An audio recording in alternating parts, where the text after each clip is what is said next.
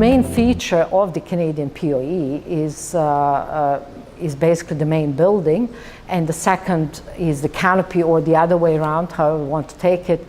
The canopies are vast. They are kind of the size of a football field, and the initial obviously intent was to have them in some kind of welcoming form to depict the Canadian basic criteria of kind of welcoming the traveler. And the undulating form was chosen to kind of showcase that approach. The Bridging North America, the awarded proponent, obviously applied that same principle and made it into basically a shallow arch that then has transferred into other canopies on the Canadian POE. Having said that, kind of similar approach, the kit of parts or the architectural language has been applied on the US side. As I mentioned, there was a very close collaboration between two sides, which again, the bridge is the connecting piece.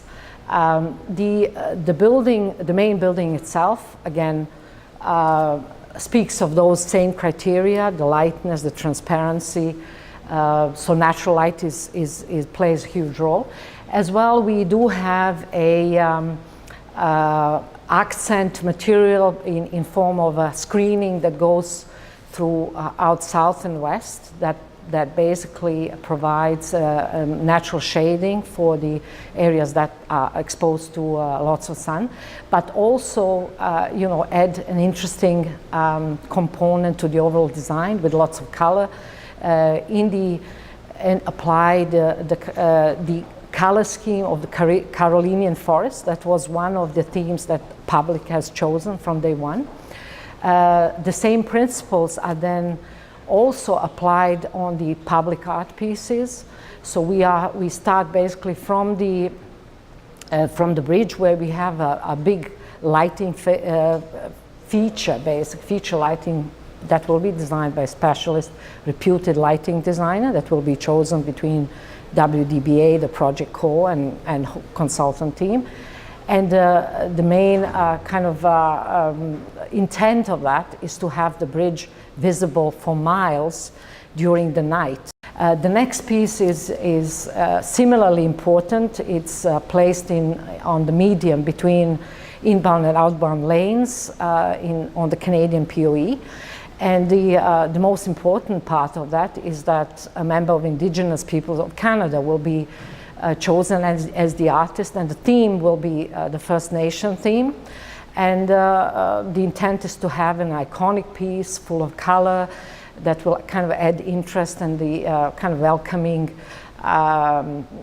atmosphere. So the final piece of public art was basically chosen to be part of a building. And what Bridging North America did is that they followed the same principles. So they basically applied that piece onto a distinct fencing area, or basically enclosure between the energy center and the outbound lanes. So it will be again a Carolinian forest that will be the theme in terms of coloring. And, but it will be visible from inbound and outbound both, and it will definitely kind of add to the overall aesthetics of the border crossing. So all in all, it has been a extremely exciting and interesting project, so I think for everybody who have been involved in this, and we hope that obviously, or we know that the same will continue. We are really looking forward to be part of that process.